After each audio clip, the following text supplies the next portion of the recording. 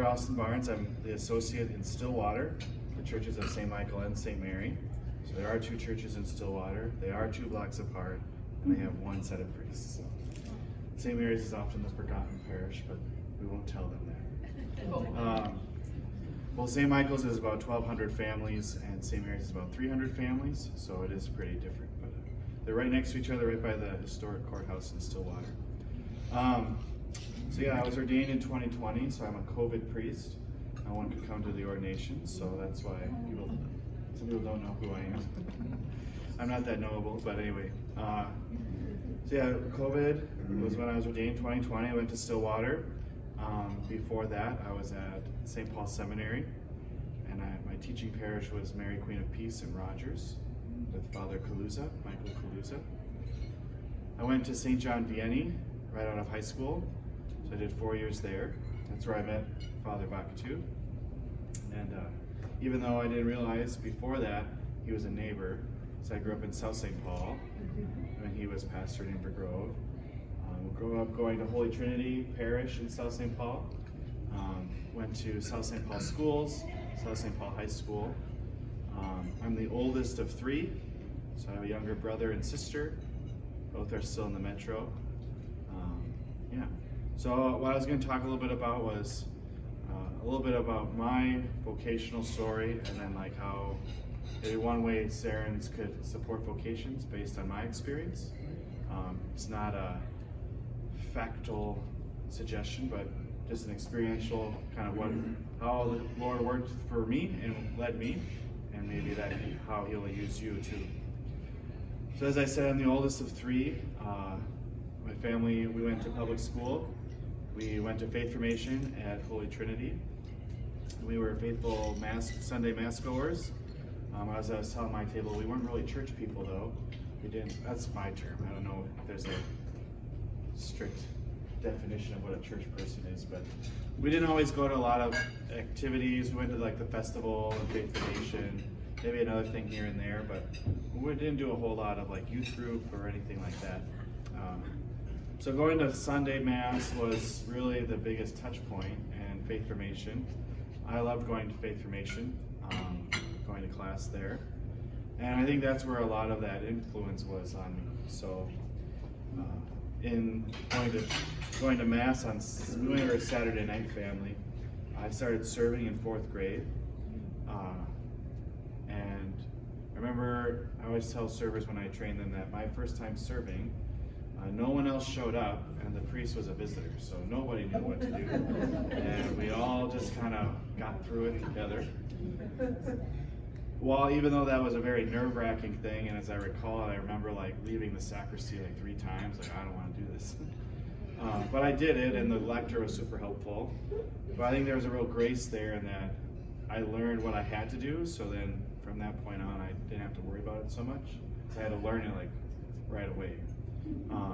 And so I think then in serving, I really grew in love for Mass and being able to be more attentive to the prayer, just the praying part of serving, not so much the doing part. And then also having some good pastors. So I never served for Bishop Labor, but he was my pastor before he went to Stillwater, and that's where he became Bishop Labor. His kind, calm gentleness that he has and still has today. And then Father Eckert, who's still the pastor in South St. Paul. Just kind of being close to the priest and seeing their work and their prayer and thinking, I think I could maybe do this. And I always talk about the church ladies. I don't know if any of you are church ladies, but we got fingers being pointed. The church ladies who would say things, they'd be encouraging, like, hey, have you ever thought about being a priest? I remember, especially my 2nd grade First Communion teacher was always super kind and encouraging, and I'd see her quite often, and so she would always ask how things were going and whatnot. And so I think just a lot of those influences from people in the parish, talking to the middle school, high schooler after church or at a festival, coming to say hello to their faith formation student from 8 years ago, and still just having that relationship, even if it was kind of a small one. I think sometimes those of us in ministry or in an organization that's to promote vocations or that more personal reality, we can fall into that trap that we'd be super close to the person. But I think having that touchstone and being a genuine interest, even if it's 10 minutes every couple months, where you just really engage, can be really impactful. The other major influence for me was my grandmother. She, lovely lady, her brief story was, she had a rough life growing up. She went into foster care at a certain point. Both her parents struggled with alcohol, but she was blessed in that her and her brother got to stay together the whole time. But by the time she was 18, both her parents had died and her brother had died. So her parents from drinking and her brother in a car accident. And so it was kind of, in a lot of ways, could have been alone in the world, could have been really, given up on God, but she didn't. She got to go to Catholic school through a scholarship program with Catholic Charities. And then when she was in high school, she was working at the local grocery store, and she could afford tuition herself, so she gave the scholarship back to someone else who needed it. And so then she went to college at St. Therese in Winona, got a master's at River Falls in teaching, met my grandfather, and had 3 daughters, and lived a very beautiful life.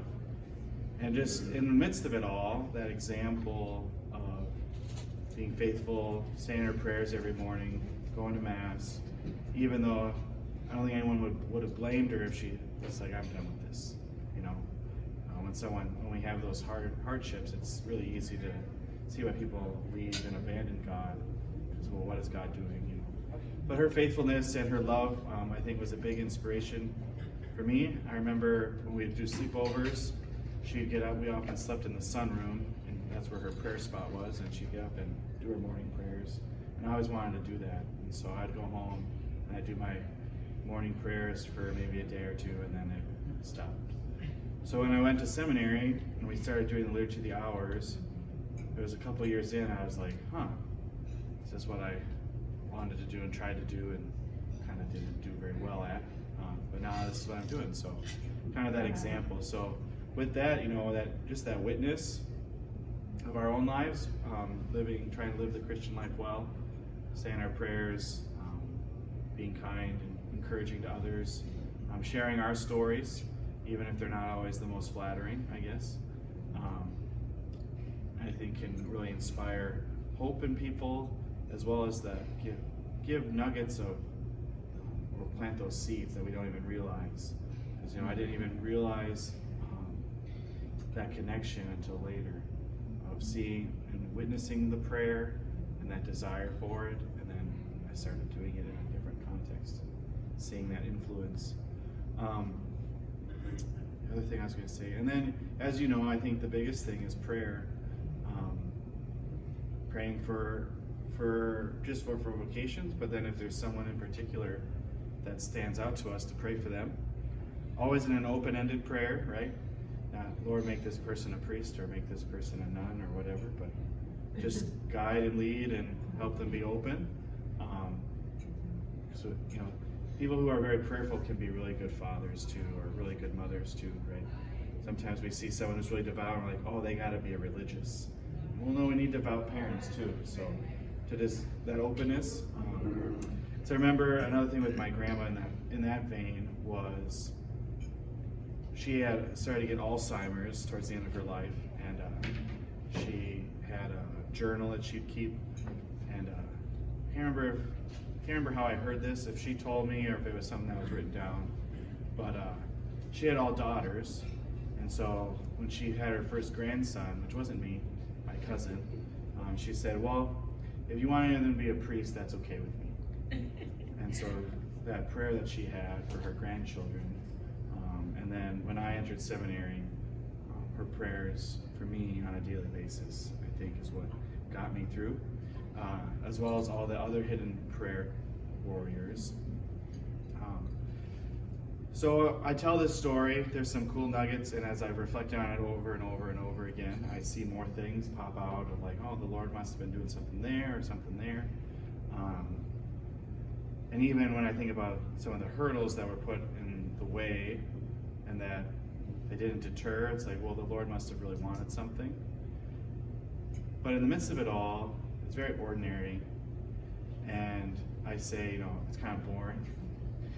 I remember in seminary, especially in college seminary, when people would share their stories all the time, I always didn't like my story because they didn't have any flashy things, no St. Paul moments or Jesus calling you Satan like he did to St. Peter, It was just very kind of plain. But I think, as I reflected on that more and I've even studied more and heard other stories, that's how God works ordinarily. God doesn't often do big flashy things. It's very simple, very normal, through someone just saying, hey, have you ever thought about being a priest? Or you'd be a really good priest. Or, that's so nice that we like seeing you here at church. We like the when you serve, or, little things like that. And that's how God works, and that's how God uses us, I think, most of the time. We always want to be a part of a big flashy thing. And then we can easily be disappointed when it never happens. And so, I remember when I was interviewed for the seminary's catalog when I was a deacon, they used the phrase, it was like putting on a sweater or putting on a pair of shoes. Like it just made sense, and that's what I did. And so, in looking at those we support and in trying to support vocations, to always just remember that sometimes one can sell people short because they seem too far away, but the Lord can draw people back. And then even just that ordinary conversation, that ordinary prayer can change people's lives. And so, and in our own spiritual lives, it's always a reminder too that when we're asking the Lord for something, when we're praying for someone, oftentimes it's going to be a simple answer. My favorite example I like to give is when people are praying for a miracle. We think of someone with cancer, praying for a miracle, and then the medicine works and the doctors did their job and cancer's gone, and they're like, never mind, God, they took care of it. Well, that's God working a miracle, right? Through the ordinary, mundane boringness of medicine, right? It didn't just disappear, but it was a process, and I think God can do that, and God does do that in our lives. And so an encouragement, I guess, in your work as Sarens, and in promoting vocations and just being witnesses of faith in the community, to not underestimate the simple things, the smile, the greeting, the hello, and it also makes the big things we do more impactful as well, because we have a good foundation of just being good people and good Christian people, right? Good Christian people. So that's what I got for you today.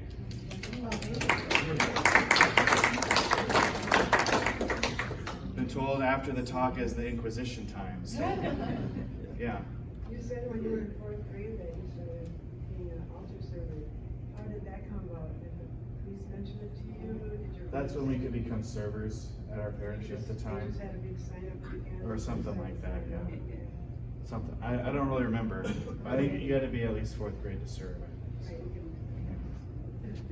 One thing I struggle with is how it seems that some people are very touchy about mentioning to one of their children or something that, oh, you're so sweet and kind in the sense that I think you'd be a great little priest. And I really, and especially with one time, I was just with the parents, and I said that it was just a foursome of us. Mm-hmm.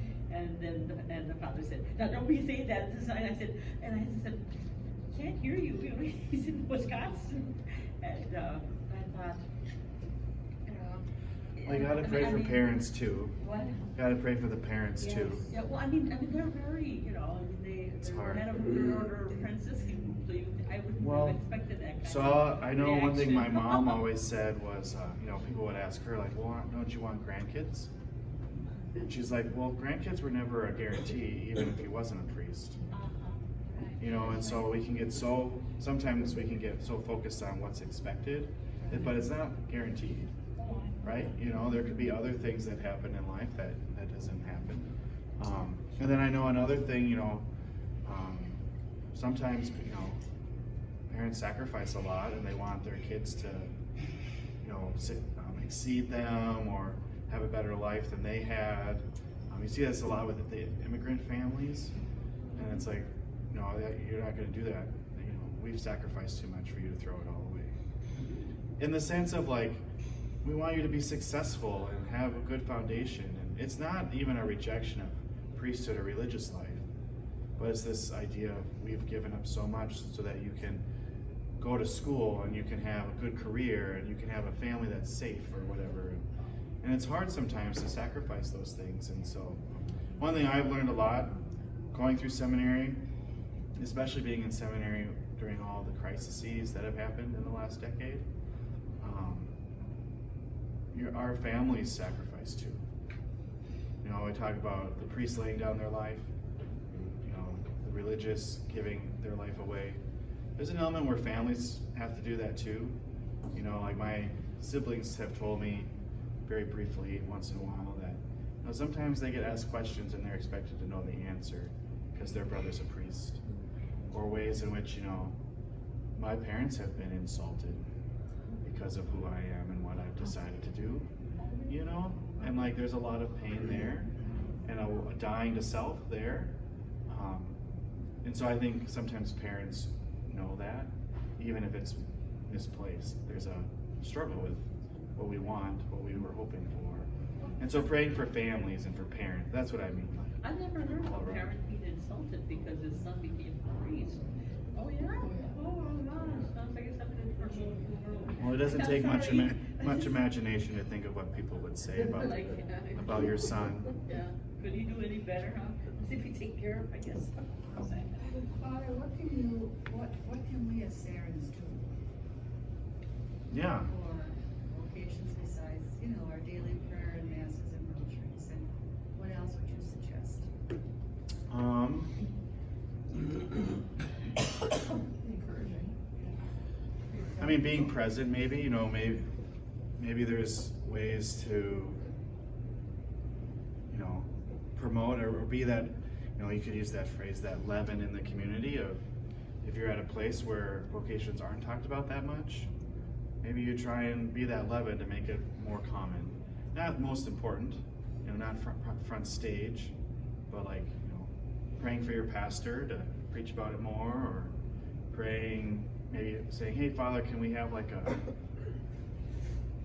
do the vocations prayer after Mass or something like that, just things to make it more prevalent, that people think about it, I think that's a big thing. And then how you support seminarians and like the Andrew Dinner and the Fiat Retreat, those are, very good institutional ways to help support what the Archbishop's doing and the vocations office. I knew there was one young priest who said that one of the things that got him through the seminary, or really meant a lot to him, was getting little cards from grade school children, saying how happy they were that he wanted to do this. He said he put them on his little clipboard and in the mirror. And for him, it was a real little joy. Yeah, those are fun too. Yeah. What was your confirmation? Francis. That's an easy question. Which Francis? Assisi, the most common male confirmation name in the United States of America. So that was really unique, Was there ever a time in seminary where you felt you needed more help than other times? In what regard? Getting through it? Or was it constant? I mean, there's definitely harder days, whether it's with school. Like, one example would be, I really wanted to be a linguist. I wanted to know all the languages and be that person who could just start talking to you in French and then jump into ancient Greek and then, whatever. I'm not that person. And so my undergrad language I did was Latin, and it was rough. And 3 semesters, and in the 3rd semester I was tanking very hard. So I started going to class twice. I went to both sections, I went to my class and then I went and sat in the other one so that I could hear it again, thinking, well, maybe if I hear it twice and do it twice, it'll sink in, and then also trying to show the teacher that I was trying. So like things like that of, and then studying with people. We had a very merciful teacher. I think I failed the final and I got a C in the class, so never felt so bad about a test in my life. So you had moments like that, and then there were moments where, spiritually you're just kind of struggling, and you got to ask for prayers, you got to ask for help. So I think it comes and goes. If anything, I almost would describe it as in seminary sometimes described as a pressure cooker. It's normal life, but intensified for a period of time. And so there, struggles just of going to college, struggles of being away from home for the first time, struggles of making friends or having, trying to work with your superiors, the people who are in charge of you and telling you what to do, and all those same things. So, I don't know, does that answer your question? Actually, there was one bishop who I asked him what was the hardest part of having been in the seminary, and he said, he says, it was hard. He said, I felt like I was in prison, and I liked it when someone came to visit me, and he said, the other part that was really hard was, he said, you just never knew who you could really trust, and who you could not really trust. Sure. You're being scrutinized so hard. So that was, I'll definitely say that was never my experience. So when I went through seminary, I had great figures like Father Sebastian, and the seminary was a very different place than some other priests when they went through. So I always felt cared for, even if I didn't like a rule, right?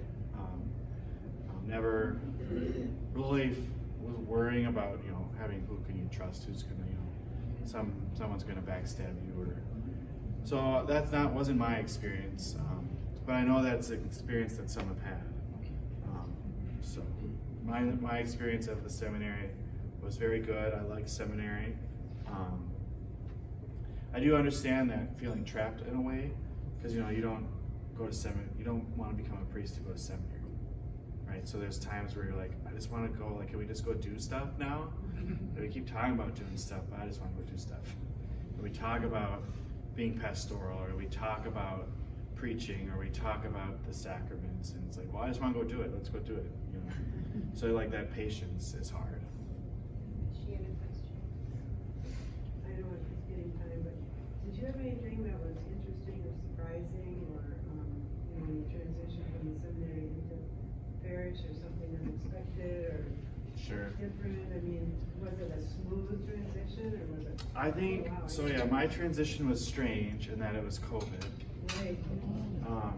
So I went to Stillwater, and Father John Powers was the associate before me, and we overlapped for I think 3 weeks. And it was COVID, so there was nothing going on, and I had to live in the guest room, and the office wasn't open, so I went to work in the guest room. I remember sitting at my tiny little desk that I barely fit at, and going to work, and just like not knowing what to do. I just kind of sat there. Tried to look busy, but I didn't even know what that would look like. So that was a very gradual, because then as things slowly started to open, it's also when Father Powers started to leave, and so I very slowly kind of got introduced over like a whole year. Things started to come back, so it was kind of a unique experience. I'll say, yeah, it's a bigger jump and a bigger change than I think is anticipated. It's just very different. And it's, you get to see behind the curtain for the first time. And you're like, wow. So if any of you have worked for the church, just working for the church is a unique experience that's hard to explain to people who haven't worked for the church.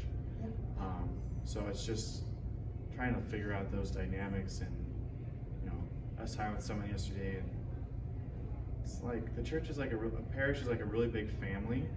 And so think of all our own family issues and dynamics and personalities and tensions, like that's what a parish is, times 20. trying to navigate that as you learn a parish family is also unique. Because every parish is a little different. So good. Well, thank you, everybody. Thank you.